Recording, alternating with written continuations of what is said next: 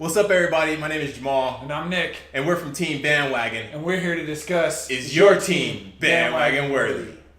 Jump on that bandwagon if you haven't already. We're not worthy!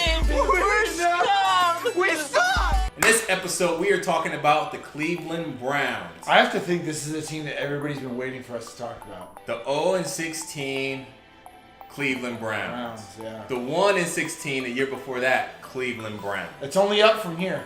It's only up from here. Yeah, you know, this team has had his lumps and bumps, but Absolutely. I don't know what the heck happened this offseason, but they added some serious pieces. Well, they fired their GM finally. They decided to not fire their coach, which will be interesting. We're getting Tyrod Taylor, Jarvis Landry, Josh Gordon's coming back. Carlos Hyde. Woo! Yeah. These guys are looking mean. Their last playoff win was 1994. Against the Patriots. Against the Pats. Very different time. Yes. The fact that the Browns beat the Patriots in a playoff game. A whole different landscape. Yeah. So let's just jump right into it, man. Jump right into it, yep. Week 1, they are playing the Steelers at home in Cleveland.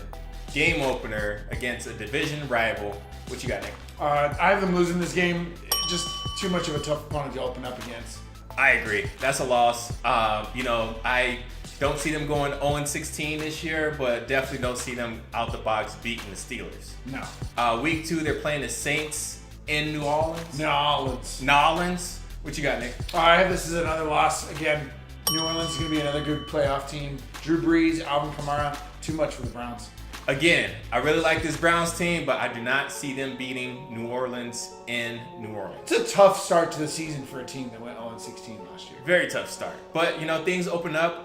Week 3, they're playing the Jets at home in Cleveland, and that's a W. Yeah, I like the Browns in this game. I think they definitely get a win here. Week 4, they're playing the Oakland Raiders, soon to be Las Vegas Raiders, in Oakland. Last year before going to Vegas. Last year before they go to the... Stop it. What you got, man? I have this as a loss as well. This one was a close one for me. Both teams that are kind of unpredictable, but the Raiders pull this one out. This is a loss for the Browns for me. I agree with Nick. I see this as a loss as well. Really tough schedule. Like I said, I really like these guys. I really like where they're headed, but very, very tough schedule. Week 5, they're going to be home against the Ravens. Division rivalry game. What do you think, Jamal? I see that as a win. I don't really see the Ravens doing that much this season. Yeah. And, having a tough start to their season, I see this as an easy victory for the Browns. I think the Browns look for a reason to gel here. They're 1-3 according to both of our records at this point. So they look for a reason to beat a division rival, and I think they win handily and they make Joe Flacco look really bad. Week 6, they're going to be home taking on the Chargers. And Jamal's a little biased here, but I was surprised with your decision. Yeah, I give them a loss against the Chargers. The Chargers were the only ones that gave them a win in the last 2 seasons. Yep. So you can see that the Chargers are going to be motivated to not give these guys any more wins. I thought you were going to see the trend just rolling with it. I thought you were going to see another win for the Browns here. No. Chargers going to boat up. They win the games that they're not supposed to, and they lose the games they're supposed to win. So, this could be a flip-flop situation for me. Who knows? I think the Browns find a way to win. Still not going to be too sure of is Baker Mayfield going to be on the field, Tyrod Taylor at this point? I don't know. But either way, the Browns find a way to win this game just to try to put their name on the board, and they beat the Chargers. Week 7, the Browns are going into Tampa Bay to play the Bucks, which is going to be a really, really bad team. This is going to be like Freaky Friday, where I think the Browns and the Bucks kind of switch positions. But I see this as a win for the Browns. I have this as a win for the Browns as well. They're going to go into Tampa Bay. Jameis Winston's going to be back on the field at this time. But him throwing against that Browns secondary that's going to be really good this year. Really good. Every win the Browns get, you watch that defense. And yeah, the Browns win this game as well. Week 8, part 2 against the Steelers in Pittsburgh, and that's going to be a loss. Not only playing a tough Pittsburgh team in Heinz Field, I just gave them a 3-game winning streak. I can't give them a 4-game winning streak, especially against Pittsburgh. Yeah, these guys, they're not going to be that good. No. They're going to be good. They'll be all right. That good. Yeah. Week 9, they're playing the Chiefs in Cleveland, and I have this as a loss. I have it as a loss as well. I think the Chiefs are going to be really good this year. I do think this one is a little bit more of a battle. I think it comes down to the fourth quarter, but definitely a loss for the Browns. Week 10, Staying home against the Falcons, and I have this as another loss. Yeah, this is a loss. Tough Falcon team. Home field advantage doesn't equate. I see this as a loss for the Browns. Playing in Cleveland would be good for them, but Matt Ryan against whether it's Tyrod Taylor or Baker Mayfield, either way, I like that matchup for the Falcons. This is a loss.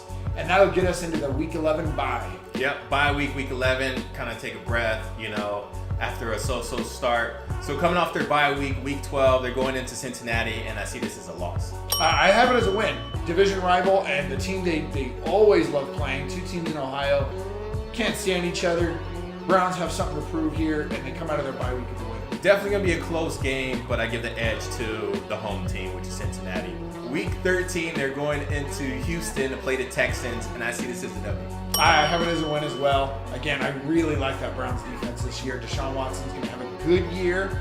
Maybe not as good as last year, but that Browns defense is too much. Week 14, they're playing the Panthers at home in Cleveland, and I have that as a loss. I have it as a loss as well. As good as that Browns defense is, Cam Newton is still Cam Newton. Panthers defense is still awesome. Win for the Panthers, loss for the Browns. All right, so week 15, they're playing the Broncos in Denver, and I have them rounding out their season on a nice winning streak. This is a W for the Browns. I don't see the Broncos doing that well this season. Got Case Keenum, but other than that, I don't know. It'll be an interesting game, but yeah, I do have this one as a loss. I think the Broncos somehow find a way to win this one. This one was another toss-up for me, but I gave them a loss. Week 16, they're playing the Bengals, part 2, in Cleveland, and that's a W. I have it as a loss. I know I had them winning in Cincinnati, but there were a few reasons for that coming out of the bye, had a little bit more momentum. I think at this point, they're going to be decided on who their quarterback is. Bengals are going to want revenge here. This team's up to loss. And then week 17, they're playing the Ravens in Baltimore. No disrespect to Ray Lewis, but the Browns are going to come away with a win, man. I think the Browns win this game. Yeah, definitely. They end the season on a win in Baltimore. Good for the Browns. Definitely going to have good momentum going into the next season, especially with their formula they have here as they tweak it and get better. I'm definitely super excited about next year's, after this year's Cleveland Browns. This year, they're just kind of getting started, just getting cooking, Yep. Especially coming off of a 0-16 season. Yep. My record I have for them is 7-9, same as Nick's right here. Way better than 0-16. Large amount better. No perfect record parade this year. No perfect record this year. So big question: are the Cleveland Browns bandwagon worthy? I think next year for sure. This year 7-9, missing the playoffs for sure. No, I wouldn't consider them bandwagon worthy. I think they are. I 7-9, bro. 7-9, but those games, they're playing the Steelers, they're playing their divisional rivals. I think, I'm going to be going for the Browns. I'm going to be rooting for them. I want to see them succeed, especially 0-16. That's really rough. Well, I get wanting to see them turn around, but that's not the definition of bandwagon worthy. Bandwagon worthy, they got to be 16-0. I got you, but this is like the underdog bandwagon worthy, I guess, if you want to call it, because I want them to win. I want them to succeed. Baker Mayfield, Tyrod Taylor, these guys are underdogs. I want them to succeed. I'm on David Njoku's bandwagon. I'll say that much. Thank you guys for watching. Make sure you guys subscribe to our Bandwagon Nation YouTube channel. Make sure you hit a like on this video and leave a comment. Let us know if you enjoyed it or if you didn't enjoy it, if we think we gave them too many wins or not enough wins. But let us know. We are waiting to hear from you. Give us your 2 cents. We love hearing your guys' opinions. And if you want to see the rest of the AFC North teams, find out if they're bandwagon worthy, click here. Check out the rest of the NFL teams, find out if they're bandwagon worthy. Make sure you click here. Thank you guys for watching. This is Team Bandwagon, Where it is okay to jump ship, but it's not okay to lose. Jump on Team Bandwagon and never lose again.